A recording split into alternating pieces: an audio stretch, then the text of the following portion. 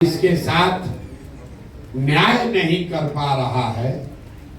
आप वो ब्रिज हैं जिसके जरिए आप समाज के उन वर्गों तक व्यवस्था से हुई नाइंसाफी के वजह से जो उनको कष्ट हो रहा है या उनको जो दिक्कत हो रही है उसको कुछ आप अपनी क्षमता योग्यता के अनुसार बांटने का प्रयास कर रहे हैं। मैं सिविल सोसाइटी की भूमिका ऐसे ही देखता हूँ। हम खुद सिविल सोसाइटी में 10 बरस तक काम किए। हमने अपने जीवन की शुरुआत ही संयुक्त राष्ट्र संघ से की है और 10 बरस तक स्वास्थ्य और शिक्षा के क्षेत्र में बहुत काम किया। बहुत काम मतलब बहुत बड़ा कुछ नहीं किया, रात दिन वही करते थे, उसी से जीविका चलती थी। यहाँ भी किए, अमेरिका में भी रहे, उसके बाद अफ्रीका में भी हमने 5 साल काम किया। तो पीछे एक जो सज्जन उठकर बोल रहे थे और आप लोग सब टॉलरेंस की बात करने वाले लोग, देखिए कथनी और करनी में कितना फर्क है। टॉलरेंस पर बड़ा बड़ा लेक्चर देने वाले सिविल सोसाइटी के लोग, आपका साथी एक पीछे से खड़ा होकर बोल रहा है कि भैया सब एनजीओ बंद कर देना चाहिए, इतना अच्छा व्यवस्था हो कि एनजीओ काम न करे, तो 2 मिनट में यहां से हुटिंग जारी हो गई। आप अंदाजा लगाइए कि जो सत्ता में बैठता है उसका दिमाग क्यों खराब हो जाता है, क्योंकि टॉलरेंस जितना आप भी वहां सत्ता में बैठिएगा कुर्सी पर, आपको भी किसी का दूसरा मत सुनने का दम नहीं। आप वही सुनना चाहते हैं जो आप सुनना चाहते हैं। दूसरे पर दोष देना बहुत आसान है। भाई साहब ने कहा कि मैं बहुत अपमानित फील कर रहा हूं कि 2 घंटा आप लेट आए हैं। बात तो ठीक है, मुझे क्षमा मांगना चाहिए। 1 बजे की बात हुई थी, हम 1 बजे से यही बैठे हुए हैं, बगल में बैठक चल रही है। आप लोग के भी जुटने में समय लगा, फिर मुझे लगा कि 2 बज गया है तो आपको खाना खा लेना चाहिए। आप 2 घंटे इंतजार कर रहे हैं, आपको अपमानित जरूर लगा होगा, लेकिन आप दशकों से एक अपने बच्चों के लिए अच्छी व्यवस्था बने उसका इंतजार कर रहे हैं। उसमें आपको कोई अपमान नहीं लग रहा, उसमें कोई अपमान नहीं लग रहा। यहाँ पर जितने लोग आप आए हैं, आप लोग सब ग्रामीण क्षेत्रों में, कई लोग शहरों में, जो डिप्राइव्ड कम्युनिटी है, अपने आप को वंचित बताता है। आपके जो लिखे हुए सवाल सब मैं पढ़ रहा था अभी, कि आप ये दावा करते हैं कि समाज में जो कमजोर है, वंचित है, पीछे छूट गया है, आप उसकी मदद के लिए काम कर रहे हैं। चाहे वो जमीन एक्विजिशन का मामला हो, किन्नरों का मामला हो, पढ़ाई हो, एजुकेशन है, आप दावा कर रहे हैं कि आप उसमें उनकी मदद करते हैं, उसके लिए काम कर रहे हैं। हम भी पिछले 2 बरस से गांव-गांव घूम रहे हैं। आप तो लोगों की मदद कर रहे हैं, हम मदद नहीं कर रहे हैं, लेकिन लोगों को जाकर देख सुन समझ रहे हैं।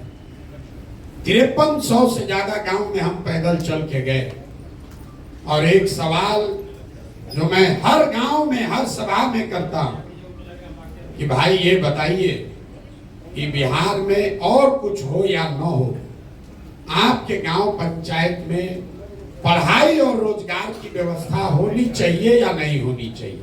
मैं आपको बिहार के समाज का अपना अनुभव बता रहा। 100% लोगों ने, चाहे वो किसी जाति का हो, धर्म का हो, पढ़ा लिखा हो, अनपढ़ हो, गरीब है, अमीर है, हिंदू है, मुसलमान है, महिला पुरुष, सब लोग हाथ उठाकर कहते हैं कि न भैया और कुछ हो चाहे नहीं हो, पढ़ाई रोजगार तो निश्चित तौर पर होना चाहिए। मैं 2 बरस पैदल चलने के बाद ये आपको दावे के साथ कह सकता हूं कि बिहार में कोई ऐसा गांव नहीं है जहां सारी चर्चा के बाद लोगों को अगर विकल्प दिया जाता है कि बताओ 1-2 काम जो होना चाहिए वो क्या होना चाहिए, लोग कहते हैं रोजगार, पढ़ाई होना चाहिए। उसके लिए प्रशांत किशोर और किसी एनजीओ की जरूरत नहीं है, लेकिन उसको ये मालूम नहीं है कि जवाब देने के बाद दूसरा सवाल क्या होगा। फिर मैं लोगों से पूछता हूं कि अपने अपने बच्चों के सर पर हाथ रखकर बोलो कि आप में से किसने जीवन में एक बार भी पढ़ाई और रोजगार के लिए वोट किया है। और उसका परिणाम सुनिए, आज तक 5300 गांव में एक आदमी भी हाथ उठाकर नहीं कहा कि हमने अपने बच्चों के पढ़ाई रोजगार के लिए वोट दिया है। हम आपका हाथ नहीं उठवाएंगे, लेकिन आपके लिए दावा कर देते हैं, यहाँ बैठा हुआ शिक्षा के क्षेत्र में काम करने वाले, लाइवलीहुड के क्षेत्र में काम करने वाले लोगों ने भी अपने बच्चों के पढ़ाई रोजगार के लिए कभी वोट नहीं दिया है। आपने भी नहीं दिया है, काहे ज्ञान दे रहे? इतना ज्ञान मत दीजिए, ये ज्ञान आप भी मत दीजिए।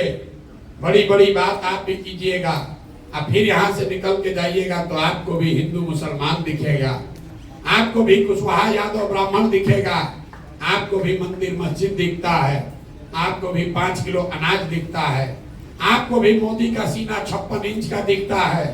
तो मेरे भाई, आप चाहे पढ़े लिखे हैं या बेवकूफ, सिविल सोसाइटी से जुड़े हैं या सिविल सोसाइटी से फायदा उठा रहे हैं, हर आदमी यहाँ वही गलती कर रहा है जो सामान्य आदमी कर रहा है। इसीलिए हम लोग इस दुर्दशा में जी रहे हैं। और हम आपसे मदद के लिए नहीं बुलाए, ना हम आपकी कोई मदद करने वाले।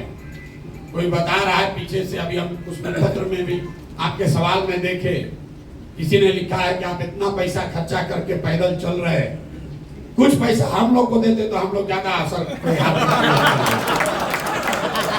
दिया है। गाँव में हम चलते हैं, देखिए, अरे हम आपको भाषण देने के लिए नहीं बुलाए, आप जरा देखिए कि सामान्य आदमी में और अपने आप को इंटेलेक्चुअल बुद्धिजीवी कहने वाले में कोई फर्क नहीं है। गांव में हम चलते हैं तो महिला जो बहुत गरीब है, लोग कहते हैं भैया इतना पैसा लगा के टेंट लगाए हैं, पैसा हम ही लोग को दे देते ठीक रहता। तो उसको बताते हैं कि तुम्हारी मदद क्यों नहीं करेंगे, कि भाई अगर तुम्हारी मदद कर भी दे, एक दिन मदद करेंगे, दूसरे दिन फिर हाथ फैलाना पड़ेगा। तो सिविल सोसाइटी का भी वही हालत है, देख रहा है कि जब चुनाव में इतना पैसा खर्चा हो रहा है, तो लिख के हमको सुझाव दिया पैसा हम ही लोग को दे दीजिए, तो सरकार को छोड़कर आप ही का धंधा हम लोग उठा लें। तो मेरे भाई, आपको पैसा देने के लिए नहीं बुलाए हैं, हम वो व्यवस्था बनाना चाहते हैं जहां आपको अपनी योग्यता, काबिलियत और समाज की जरूरत के हिसाब से संसाधन और प्रशिक्षण दोनों चीज मिले, ताकि आप समाज के कुछ लोगों का भला कर सके, समाज में सरकार के साथ मिलकर कुछ कर सके, सरकार और आपका आपस में वैमनस्यता न हो। ये इसलिए नहीं आप एजुकेशन में काम कर रहे हैं क्योंकि एजुकेशन व्यवस्था खराब है। ये वो बात लड़का जो कह रहा था पीछे, वो ठीक है, कहने का उनका तरीका अलग है। होना तो यही चाहिए कि पढ़ाई हो रही हो, और सिविल सोसाइटी की भूमिका ये है कि गुणवत्ता में और बेहतर सुधार करने में आप काम करें, न कि स्कूल में किताब बांटने के लिए काम करें। तो लड़के की भावना में कोई कमी नहीं है। सारा एनजीओ वाला कहा करते हमारा धंधे बंद कराने का बात कर रहे हैं। हम लोग रोजगार की बात कर रहे तो हम लोग तो सबको बेरोजगार करने का बात कर रहा है। नहीं, उनका कहने का मतलब ये है कि अगर समाज की, सरकार की जो बेसिक जिम्मेवारी है, अगर सरकार वो पूरा करे तो उसके आगे की जो सीढ़ी है उस पर आपका योगदान होना चाहिए। लेकिन जो भी हो, बिहार की जो स्थिति दुर्दशा है उससे आप और हम वाकिफ हैं। भाई साहब कह रहे हैं कि सीमांचल में बड़ा हालत खराब है, तो आप हमको बताइए मिथिलांचल में कौन बढ़िया है, चंपारण छपरा में कौन बढ़िया है कि सीमांचल का चिंता कर ले। हम पैदल चलते हैं, हर आदमी यही कहता है भैया पूरा बिहार बहुत गरीब है, पूरा बिहार में मधुबनी सबसे गरीब है, मधुबनी में बिस्फी सबसे गरीब है।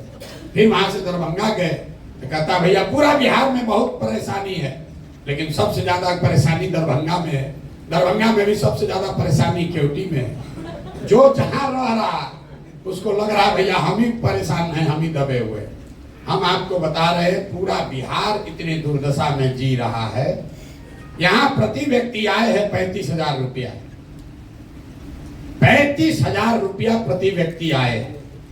पटना और बेगूसराय 2 जिला को हटा दीजिएगा तो प्रति व्यक्ति आय है 25,000 रुपया। साल में उसमें धनी गरीब किसान व्यापारी सब शामिल है। 100 में 80 आदमी आज भी दिन में 100 रुपया 100 रुपया नहीं कमा रहा है। पढ़े लिखे लोग भी हमको पूछते हैं, ए भैया ऐसे कैसे संभव है कि 100 रुपया नहीं कमा रहा है, यहाँ तो मजदूरी 300 रुपया हो गया। उसको बताते हैं कि भाई एक परिवार में एक आदमी मजदूर है, पति पत्नी बाल बच्चा लेकर 5 आदमी है, मजदूरी एक कर रहा है। अगर 300 रुपया भी मिला तो दिन में उसको 60 रुपया हुआ, और 30 दिन उसको मजदूरी नहीं मिल रही है, मजदूरी मिली 15 दिन, तो प्रति व्यक्ति कितना हुआ 30 रुपया। 100 में 80 आदमी बिहार में 100 रुपया भी प्रतिदिन नहीं कमा रहा है, और हम लोग बात कर रहे हैं कि मिथिलांचल ज्यादा खराब है कि सीमांचल ज्यादा खराब है। भैया पूरा बिहार ही खराब है, इसलिए ये नए प्रयास की जरूरत है। अब आपने कुछ लोगों ने सवाल किया है, जन सुराज पर काहे भरोसा करें भाई, आप अलग क्या कीजिएगा, बहुत लोगों ने लिख कर दिया है। ये भी बात ठीक है, लेकिन इससे ज्यादा बेवकूफी वाला कोई सवाल भी नहीं हो सकता है। लोग हमसे पूछता है कि भैया ठगी, आप को हम मदद करने आए हैं लेकिन आप नहीं न ठगिएगा। अब आप बताइए कि हम शक्ल से इतना बेवकूफ दिखते हैं कि अगर हमको ठगना है तो पहले कहेंगे कि ठगेंगे। मतलब ऐसा कौन धरती पर बेवकूफ है जिसको ठगना है उड़ा कर ये कहे कि भैया हम तुमको ठगेंगे, और फिर लोग ठगा जाएगा। जो हिंदी में शब्द है विश्वासघात, पहले विश्वास है फिर घात है। अगर आप विश्वास करोगे तभी तो घात होगा, रोड पर चलने वाला आदमी आप पर घात नहीं कर सकता। तो ये सवाल ही बेमानी है कि आप पर कैसे भरोसा करें, करें कि ना करें। लेकिन आपके पास भरोसा करने के अलावा चारा है कि नहीं, ये जरूर पूछना चाहिए। मान लीजिए कि किसी को आप जानते हैं जिसको ला इलाज बीमारी हो गई, 2-4-5 बरिस से उसका इलाज चल रहा है, उसमें सुधार नहीं हो रहा, अंग्रेजी में उसको हम लोग कहते हैं पैलिएटिव केयर, मतलब रोग खत्म नहीं होगा, आपका जीवन ठीक ठाक चलता रहे, इसके लिए ट्रीटमेंट होता है। डॉक्टर साहब से जाकर आप पूछ रहे हैं, अरे भाई ये तो सुधरिए नहीं रहा, डॉक्टर ने कह दिया इलाज बीमारी है, इस पर अब कोई दवा काम नहीं करेगा। फिर एक दिन आप डॉक्टर साहब के पास पहुंचे, किसी ने बताया, डॉक्टर साहब ने, कि देखो एक दवा आया है नया, अभी ट्रायल में चल रहा है, हम गारंटी नहीं दे रहे हैं, लेकिन अगर आप अनुमति दोगे तो ट्राई करके देखते हैं, 50% सफलता मिल भी सकता है, नहीं भी मिल सकता है। तब आप लोग सोच के बताइए कि एक दवा है जो एक्सपायर दवा है, और एक दवा है जो कि अभी ट्रायल में नया नया आया है। एक तो मालूम है कि एक्सपायर दवा है, उससे तो कुछ होगा नहीं, खत्म हो गया कहानी। लेकिन जो ट्रायल में दवा आया है 50% चांस है वो सही भी हो सकता है, गलत भी हो सकता है। तो आप सारे बुद्धिजीवी लोग मिलकर क्या निर्णय लेंगे कि भैया चलो कम से कम 50% तो चांस है, तो जब सुराज वही 50% चांस है, क्योंकि जो यहाँ पहले से व्यवस्था है वो तो पूरा एक्सपायर है। अरे जिस राज्य में थोड़ा बहुत विकास होता, वहां पर अगर कोई नया दल बनाए तो ये समाज का पूछना लाजमी है कि भाई हम इनको छोड़कर आपको क्यों दें। बिहार के आदमी को तो पूछना ही नहीं चाहिए, क्योंकि आपके पास तो कुछ है ही नहीं है। जो पहले से 3 गो दल है वो आपका खून चूस लिया, दूह कर आपको खाली कर दिया। आपको तो कहना चाहिए भाई जो मिले वही कम से कम ट्राई करके तो देखते हैं। तो जन सुराज, हम आपको ये गारंटी नहीं दे सकते हैं कि हम ही सही हैं, लेकिन इतना जरूर बता सकते हैं कि जो पहले से यहाँ 3 गो दल चल रहा है, जो व्यवस्था है, उसके मुकाबले इसमें जरूर कुछ बेहतर की संभावना हो सकती है। और वो संभावना इसलिए नहीं है कि उसको प्रशांत किशोर कर रहे हैं, वो संभावना इसलिए है कि आप जैसे हजारों सैकड़ों लोग मिलकर इसको बनाने का प्रयास कर रहे हैं, और इसको बनाने में, आगे चलाने में जितना अच्छे लोगों का सहयोग, उनकी भागीदारी रहेगी, उतना ज्यादा सफलता की संभावना ज्यादा होगी। किसी एक व्यक्ति के कह देने से कि हम आएंगे तो ठीक हो जाएगा, हम पर भरोसा कर लो, इससे बड़ा कोई झूठ हो नहीं सकता। पीछे से एक जेपी सेनानी साहब खड़े हुए, उन्होंने बहुत अच्छी बात भी कही हमारे लिए, जन स्वराज के लिए अच्छी बात उन्होंने कही, उसके लिए आपका धन्यवाद कर रहे हैं सर। लेकिन कई लोगों को यहाँ बैठे हुए लगता है, लोगों ने प्रश्न भी भेजा है हमको कि भैया जेपी के आंदोलन से बिहार नहीं सुधरा, अन्ना का आंदोलन का हम लोग हसर देख लिए, तो आपके इस प्रयास से बिहार कैसे सुधरेगा, जन स्वराज से कैसे सुधरेगा। तो मेरे भाई, हम आपको इतना ही कह सकते हैं कि प्रशांत किशोर का आंदोलनों में कोई यकीन नहीं है। मानव सभ्यता के इतिहास को अगर आप ध्यान से पढ़ेंगे तो आपको पता चलेगा कि सिर्फ बिहार में नहीं, पूरे देश में भी नहीं, पूरे दुनिया में मानव सभ्यता के इतिहास को पढ़िए तो आपको पता चलेगा कि फ्रांस की क्रांति को अगर अपवाद के तौर पर हटा दिया जाए तो आज तक कोई भी क्रांति से मानव सभ्यता में सृजन का काम नहीं हुआ है। आंदोलन सृजन का हथियार नहीं है, यह आपके मन में भ्रम बैठ गया। आंदोलन सृजन का हथियार नहीं है। आंदोलन वो तेज हथियार जैसा है जिससे आप बड़े से बड़े वृक्ष को काट सकते हैं, लेकिन कितना भी धारदार हथियार हो उससे आप पौधे को वृक्ष नहीं बना सकते। तो समाज में जो सृजन का काम है वो आंदोलन से नहीं हो सकता है। आपने देखा जेपी आंदोलन हुआ, उस आंदोलन की धार इतनी थी कि तब की सत्ता में बैठी इंदिरा गांधी को सत्ता से हटा दिया गया।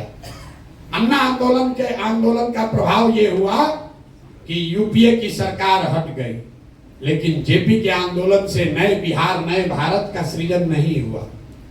क्यों नहीं हुआ? क्योंकि वो आंदोलन सृजन के लिए नहीं था, वो आंदोलन उस समय के सत्ता में बैठे हुए लोगों को हटाने के लिए था। जन स्वराज में हम किसी को हटाने का प्रयास नहीं कर रहे। हम लोगों ने 2 बरस में कोई धरना, प्रदर्शन, बंद नहीं किया, किसी की मदद नहीं की, कोई घेराव नहीं किया, किसी के खिलाफ कुछ नहीं बोले। समाज को जाकर एक रास्ता बताने का प्रयास किया कि क्या करने से तुम्हारी व्यवस्था, तुम्हारी गरीबी दूर हो सकती है। और गरीबी दूर होने का 3 ही रास्ता पूरे दुनिया में विद्वानों ने बताया है। 3 ही रास्ता है गरीबी से निकलने का। एक रास्ता है पढ़ाई, दूसरा रास्ता है जमीन, और तीसरा रास्ता है पैसा, पूंजी।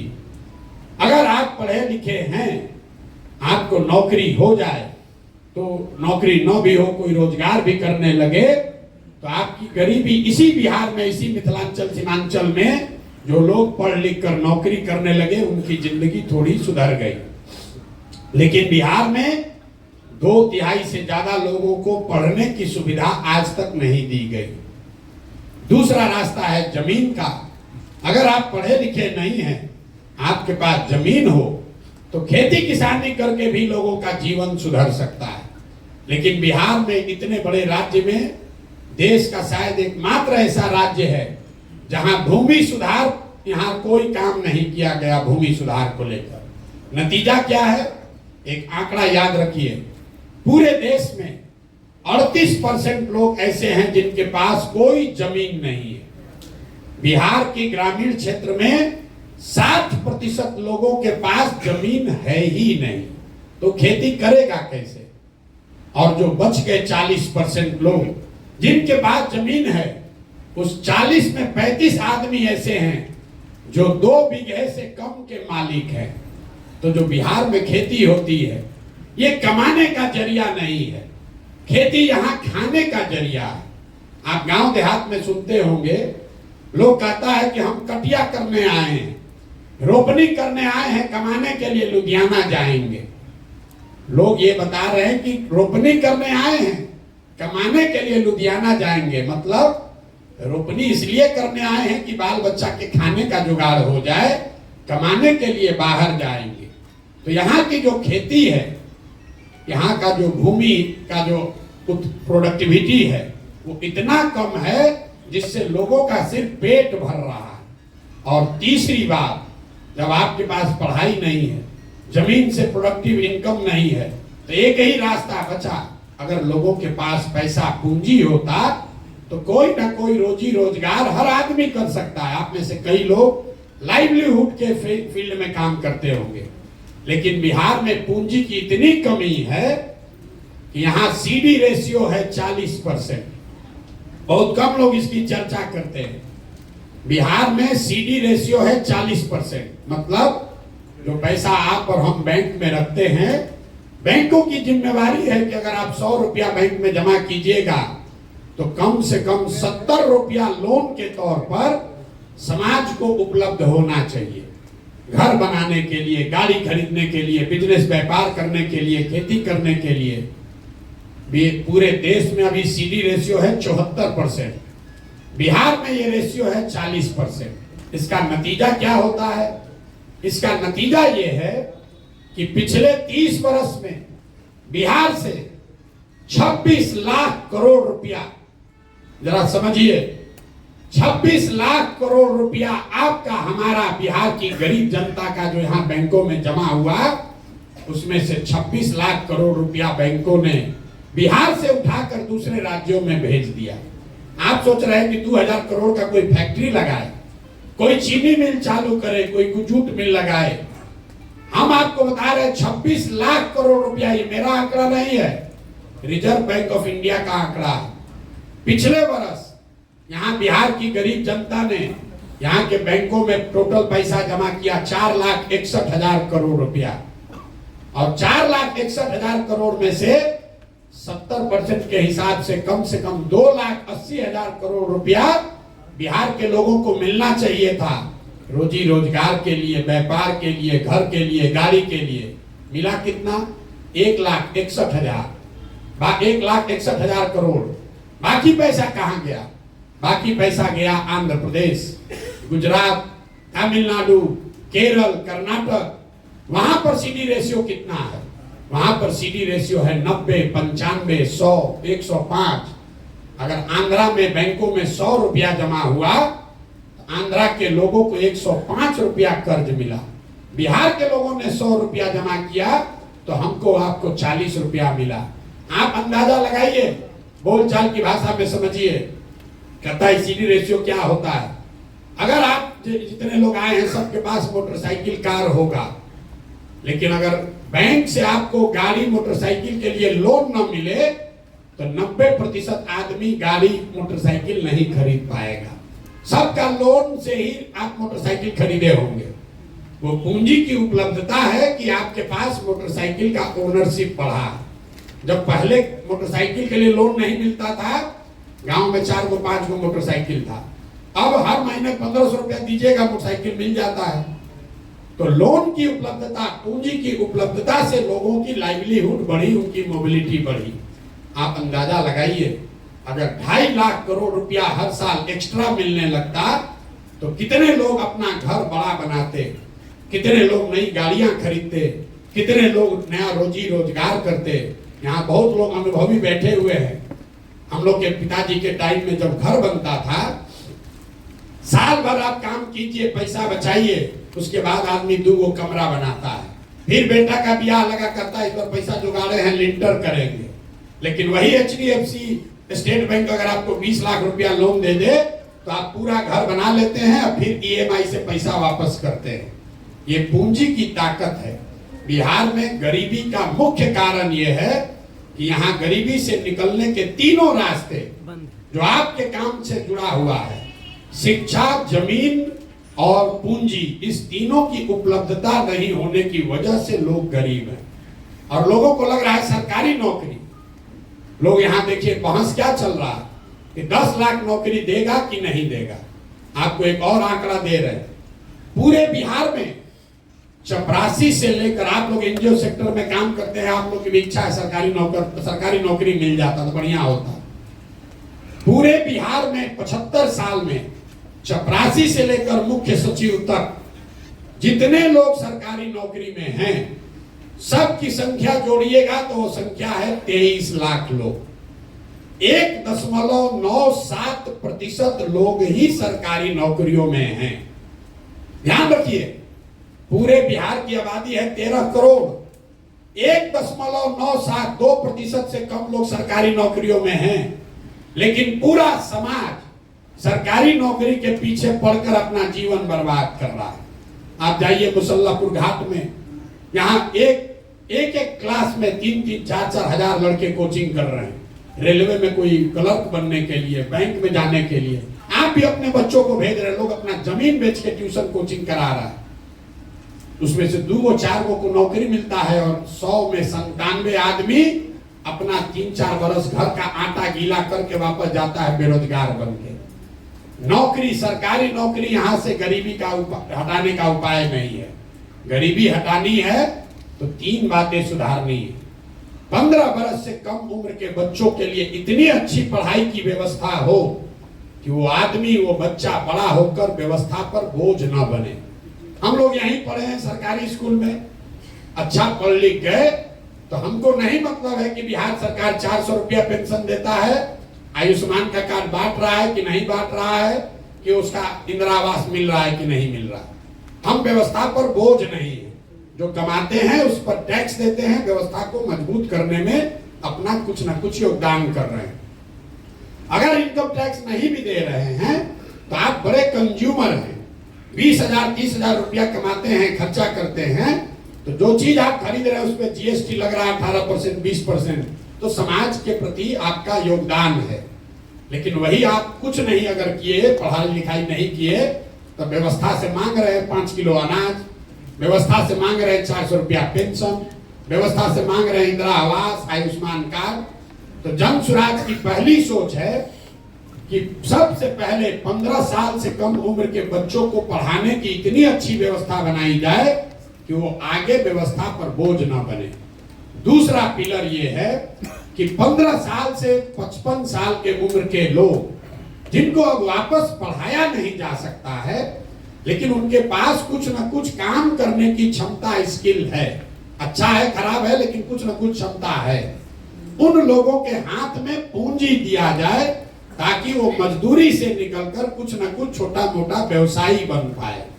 और तीसरा प्रयास ये है, तीसरा पिलर ये है कि 60 वर्ष से ज्यादा उम्र के लोगों को कम से कम 2,000 रुपया पेंशन जरूर दिया जाए ताकि वो एक डिग्निफाइड लाइफ जी सके। अब तीनों का मैं समझिए, बहुत आदमी कहता है तो ऐसे भाषण दे दिए कैसे होगा। अगर 60 साल से ज्यादा उम्र के हर व्यक्ति, महिला पुरुष को 2,000 रुपया मासिक पेंशन देना है तो बिहार सरकार को अभी जो पैसा खर्च हो रहा है उसके ऊपर 6 से 8,000 करोड़ रुपया साल का लगेगा। बिहार सरकार का टोटल बजट पिछले साल का है 2,46,000 करोड़। तो अगर 6,000 करोड़ रुपया उसमें से निकाला जाए एक्स्ट्रा, तो 60 वर्ष से ज्यादा उम्र के हर महिला को, हर पुरुष को कम से कम 2,000 रुपया मिलने लगेगा। और उसका कोई नुकसान भी नहीं है, क्योंकि ये वो लोग हैं जो 2,000 रुपया लेके बैंक में नहीं रखेगा। आंकड़े बताते हैं, आप सिविल सोसाइटी में अगर काम करते हैं, जो सबसे गरीब आदमी है वो 90% से ज्यादा पैसा कंज्यूम करता है, खर्च करता है खाने पर, रहने पर। तो जो सरकार ये पैसा देगी, इससे वो आदमी बेहतर खाना खाएगा, वो आदमी अपने लिए कपड़ा खरीदेगा, तो एक बड़ा पोर्शन इसका लौट कर फिर सरकार के पास आना है। दूसरा, मैंने जो बताया कि इतनी बड़ी जनसंख्या को पूंजी कैसे दीजिएगा। अगर यहाँ पर सिर्फ सीडी रेशियो को सुधार दिया जाए, आप कहिएगा कैसे सुधरेगा।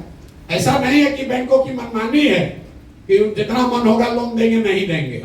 आपकी जानकारी के लिए बता रहे हैं कि मुख्यमंत्री के अध्यक्षता में एक कमेटी है, देश के स्तर पर प्रधानमंत्री की अध्यक्षता में कमेटी है, जो हर महीने इस बात को का ध्यान रखती है कि बैंकों में जो पैसा जमा हो रहा है उसका कितना पैसा लोगों को ऋण के तौर पर मिल रहा है। सीडी रेशियो, आरबीआई डेटा आंकड़ा जारी करता है, वेबसाइट पे जाइएगा दिखेगा। बिहार में भी ये व्यवस्था है जहां मुख्यमंत्री की अध्यक्षता में सारे बैंकों के हेड बैठते हैं कि कितना पैसा लोन के तौर पर दिया गया। लेकिन जैसे बिहार में शिक्षक मुख्यमंत्री की बात नहीं मान रहा है, पुलिस वाला नहीं मान रहा है, डॉक्टर, पदाधिकारी, सीओ, वीडियो नहीं मान रहा है, वैसे बैंक वाला भी उसका बात नहीं मान रहा है। लेकिन अगर सरकार की नीयत ठीक हो तो सीडी रेशियो को 3 से 6 महीने में ठीक किया जा सकता है। तो जो जन सुराज हम लोग जाकर गांव गांव कह रहे हैं कि साल भर के अंदर यहाँ से सारे बेरोजगार लोगों को 10-12 हजार रुपए का रोजगार दिया जा सकता है।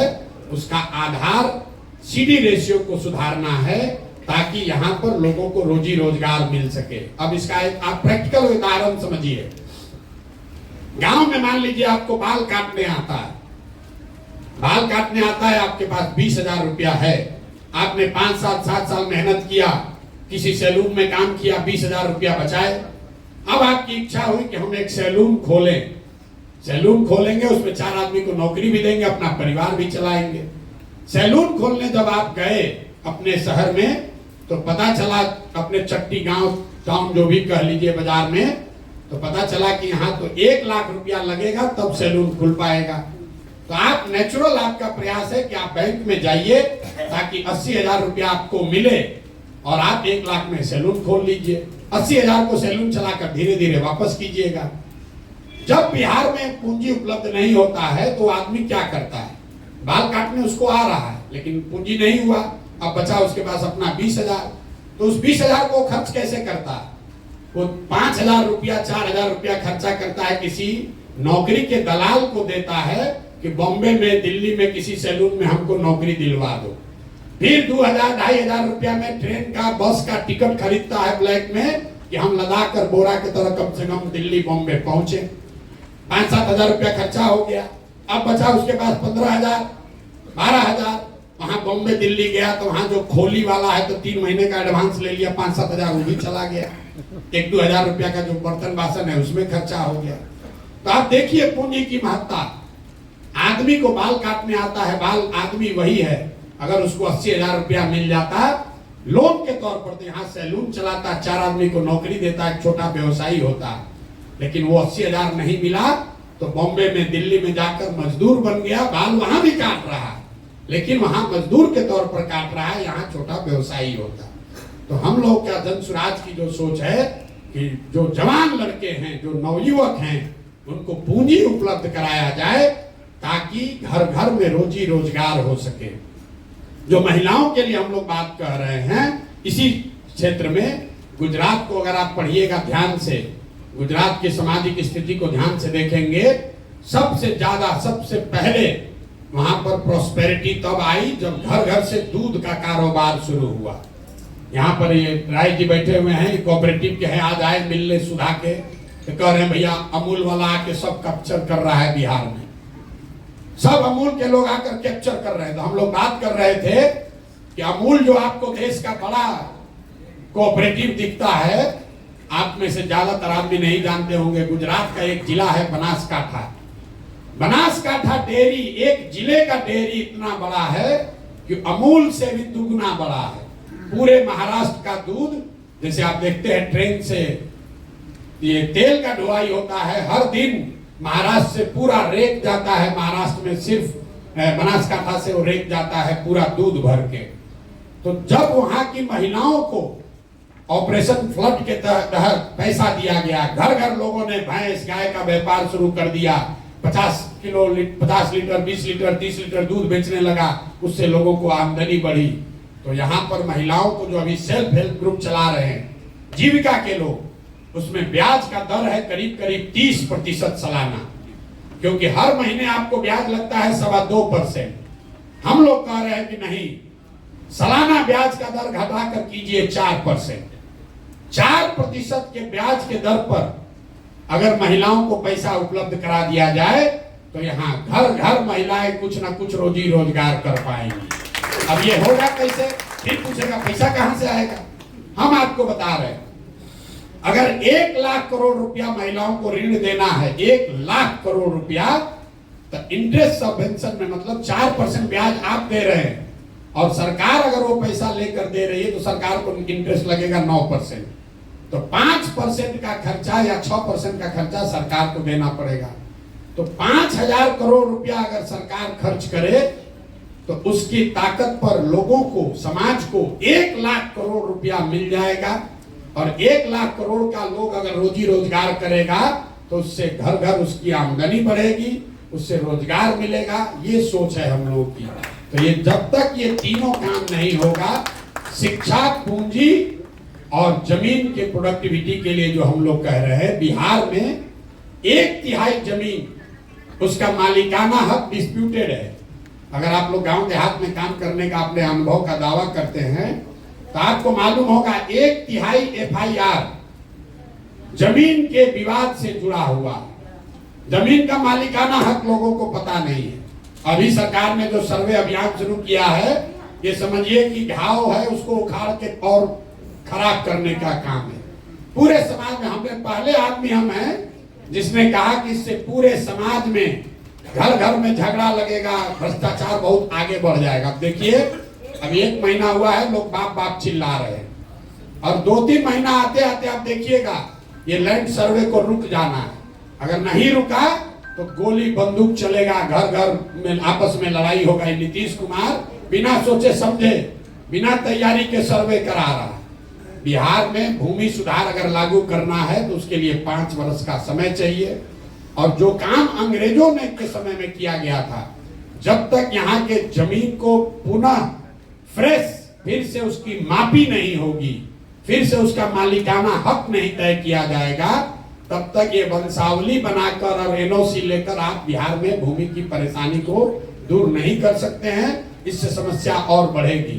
तो हम लोग का जो पूरा प्रयास है, शिक्षा 15 साल से कम उम्र के बच्चों को इतनी अच्छी शिक्षा दी जाए कि वो व्यवस्था पर बोझ न बने। युवा जिसको पूंजी उपलब्ध कराया जाए ताकि वो अपने लिए रोजी रोजगार कर सके, और बूढ़े लोगों को हर हालत में कुछ सम्मानजनक जिंदगी जीने भर का मदद किया जाए। ये जन स्वराज की सोच है। अब आप लोगों ने कुछ अपना ऐसा सुझाव नहीं दिया। पीछे से कोई एक लैंड एक्विजिशन को लेकर बोला है। लैंड एक्विजिशन को लेकर जो परेशानी यहाँ आ रही है, चौसा का बिंदु है, या आज हमें किसी ने नालंदा राजगीर की भी बात बताई है, जो एयरपोर्ट के लिए जमीन लिया गया है। इसमें जो कानून है, भूमि अधिग्रहण कानून बिल्कुल ठीक है कि जो मार्केट का रेट है उससे 4 गुना मिलना है। दिक्कत यह है, ऑपरेशनल दिक्कत यहाँ जमीन पर, भूमि अधिग्रहण किया गया 10 वर्ष पहले और उसका सेटलमेंट हो रहा है आज। तो विवाद लोगों को ये नहीं है कि हम जमीन देंगे कि नहीं देंगे, विवाद ये है कि जमीन का दाम 10 वर्ष पहले वाला देखकर 4 गुना किया जाए कि आज के भाव का 4 गुना किया जाए। सरकार का ये कहना है कि भाई अधिग्रहण तो 10 वर्ष पहले हो गया, प्रोजेक्ट पास हुआ 10 वर्ष पहले, बजट पैसा आया 10 वर्ष पहले के हिसाब से, आज मुआवजा बट रहा है। तो लोग जब बट रहा है तो कह रहा है कि आज के हिसाब से दो, और सरकार क्या कह रही है कि हम तो 10 वर्ष पहले के हिसाब से बजट किए हुए हैं, तो हम तुमको आज के हिसाब से कैसे देंगे। तो ये प्योरली ऑपरेशनल दिक्कत है, ये नीतिगत मामला नहीं है। देश में भूमि अधिग्रहण को लेकर कानून बना हुआ है। मोदी सरकार ने 3 बार उसको हटाने का प्रयास किया, वापस नहीं हटा पाए। वो कानून बना हुआ है कि आज के मार्केट रेट से 4 गुना आपको पैसा मिलना चाहिए, लेकिन जिस दिन जमीन का अधिग्रहण हुआ उस दिन के मार्केट प्राइस से, 20 वर्ष के बाद का नहीं। तो इसमें कुछ जो जमीन जिनका है उनका भी गलती है। जब जमीन मिला, जब अधिग्रहण हुआ तब पैसा लिया नहीं, सोचता बढ़ेगा तब लूंगा, फिर 5 वर्ष के बाद आके सरकार ले रहा है तो कह रहा है जिस दिन आपको अधिग्रहण की सूचना जारी हुई है उसी डेट के हिसाब से पैसा मिलेगा। और आप चाह रहे हैं कि अब आज हम उस पर साइन दे रहे हैं, कंसेंट कर रहे हैं, तो आज हमको पैसा मिले। तो ये इसमें ऑपरेशनल दिक्कत है, ये नीतिगत मामला नहीं है। बाकी और कोई सुझाव आपका विशेष हमने देखा नहीं। जन सुराज को लेकर आपने जो सवाल किए हैं, तो किसी ने ठीक कहा, जन सुराज पर जितने भी तरह के सवाल हैं, तो सवाल का जवाब तो हम लोग हर दिन दे ही रहे हैं गांव गांव जाकर। आपकी क्या भूमिका होनी चाहिए, आपकी भूमिका क्या होनी चाहिए, उसके लिए मैं अक्सर एक ग्रीस के बहुत बड़े दार्शनिक हैं प्लेटो, उनका एक कोट बताता हूं। प्लेटो ने बहुत सैकड़ों साल पहले कहा, if you do not participate in democracy be ready to be ruled by your inferiors. मतलब अगर आप राजनीति में भागीदार नहीं बनिएगा तो इस बात के लिए तैयार रहिए कि कोई मूर्ख आदमी राजा बनकर आप पर शासन करेगा। तो आप लोग जो सिविल सोसाइटी के पढ़े लिखे प्रबुद्ध लोग हैं, हम ये नहीं कह रहे हैं कि आप एनजीओ छोड़कर, सिविल सोसाइटी छोड़कर राजनीति में आ जाइए, लेकिन राजनीतिक और सामाजिक सरोकार से अपने आप को अगर आप हटा लीजिएगा तो समाज में जो गलत लोग हैं, जो लंपट है, बदमाश है, माफिया है वही आपका राजा बनकर आप पर शासन करेगा। फिर आप चाहे जितना डेमोन्स्ट्रेशन करते रहिए, जितना बार जाकर ज्ञापन दीजिए, बालू माफिया अगर शिक्षा मंत्री है तो वो शिक्षा के क्षेत्र में काम करने वाले एनजीओ से बात नहीं करेगा। उसको तो बालू से कमाने से फुर्सत होगा तब ना आपसे बात करेगा। अगर शराब माफिया स्वास्थ्य मंत्री हो जाएगा तो आप कितना भी ज्ञापन दे दीजिए, कितना आंकड़ा डेटा दे दीजिए, वो समझने वाला नहीं है। तो आपकी जिम्मेवारी ये है कि अपना काम करते हुए समाज को इस बात के लिए तैयार कीजिए कि भाई तुम अपने बच्चों के लिए वोट करो, अपने पढ़ाई रोजगार के लिए वोट करो। फिर मैं उसी आदमी की बात कहूंगा जो पीछे जिसके नाम पर आप लोग वोटिंग किए कि भैया हम एनजीओ चला रहे हैं, कितना दिन तुम्हारे बच्चा को पढ़ाएंगे। जब सरकार अच्छी बन जाएगी, अच्छा स्कूल होगा, तब सबके बच्चे अच्छा पढ़ेंगे। इसलिए अपने बच्चों के पढ़ाई के लिए वोट दो। बालू माफिया, शराब माफिया को वोट मत दो। जाति के नाम पर मत बिको। जितने लोग आप हैं, आप भी अपनी ओर से प्रयास कीजिए। ये प्रशांत किशोर का अकेला अपना प्रयास नहीं है। ये प्रशांत किशोर कोई कर्जा नहीं खाए हैं बिहार का कि हम ही को करना है। ये आपकी हमारी सबकी जिम्मेवारी है। मानवता का ये तकाजा है कि अगर आपका पेट भर जाए तो अपना पेट भरने के बाद अगर आपके पास कोई साधन, शक्ति, समय, व्यवस्था है तो जिसका पेट नहीं भरा है उसकी चिंता आप कीजिए। ये भी सिविल सोसाइटी का आपका मूल मंत्र है। अगर आप वो नहीं करते हैं तो बड़ी बड़ी बात कहने से कुछ नहीं होगा। कुछ ना कुछ योगदान कीजिए, थोड़ा कम कीजिए, ज्यादा कीजिए। पैसा और समय ये किसी के पास अपने जरूरत से ज्यादा नहीं है। अंबानी के पास भी पैसा उसके जरूरत से ज्यादा नहीं है, तभी तो रोज बिजनेस कर रहे हैं। तो ये समझना कि हमारा पास तो पैसा नहीं है, जब हो जाएगा तब करेंगे, हमारा पास तो समय नहीं है, जब समय रहेगा तब करेंगे, तो किसी के पास समय और पैसा ज्यादा नहीं होता है। आपको अपने जीवन में तय करना है कि जो हमारे पास है इसमें से कुछ न कुछ अपने समाज के लिए, अपने मिट्टी के लिए कुछ न कुछ हम अपना योगदान करेंगे। अगर आप जुड़कर कुछ करना चाहते हैं तो आपके और आपके बच्चों के सामने आएगा। जो हम लोग हिंदू धर्म में भी कहते हैं, जो कुछ भी आप करते हैं वो आपके और आपके बच्चों को मिलना ही मिलना है, उससे कोई नहीं, उसके लिए किसी दलगत व्यवस्था की जरूरत नहीं है। भगवान में, ऊपर वाले में हम लोग का भरोसा है। आप अच्छा करेंगे तो आपके सामने, आपके बच्चों के सामने वो अच्छा बनकर आएगा ही आएगा। आप यहाँ बैठे हैं, हम यहाँ खड़े होकर भाषण दे रहे हैं। किसी व्यक्ति ने, किसी समाज ने कहीं सरकारी स्कूल, मिशन स्कूल बिहार में बनाया था जहाँ से पढ़कर हम यहाँ पहुंचे हैं, तब तो खड़े होकर भाषण दे रहे हैं। अगर वो स्कूल, वो मिशन स्कूल नहीं किसी ने बनाया होता तो हम भी बिहार के किसी गांव में मजदूरी कर रहे होते। ऐसा मत समझिए कि आप और हम कोई दूसरों से ज्यादा बेहतर है। हमसे, आपसे बहुत अच्छी सोच रखने वाले लोगों ने अपने अपने स्तर पर कुछ न कुछ योगदान किया है, तभी आप और हम इस सभागृह में बैठकर चर्चा कर रहे हैं। तो आपकी हमारी जिम्मेवारी है कि अगर ऊपर वाले की मदद से, दुआ से, ऊपर वाले की कृपा से इसी कुव्यवस्था में आप थोड़ा सा बेहतर हो गए हैं, आगे निकल गए हैं, तो आपकी हमारी जिम्मेवारी है कि अपने हिस्से से एक छोटा अंश ही निकालकर समय से, संसाधन से, बुद्धि से, सलाह से समाज के लिए कुछ कीजिए। यही मेरी आपसे अपेक्षा है। आप लोग आए हैं समय निकालकर, आपका बहुत बहुत धन्यवाद। एक दो सवाल जो मैंने जानबूझकर छोड़ा है उसमें कोई बहुत महत्व नहीं है, फिर भी अगर आपका कोई और सवाल है तो आप सवाल कर सकते हैं। बहुत बहुत धन्यवाद।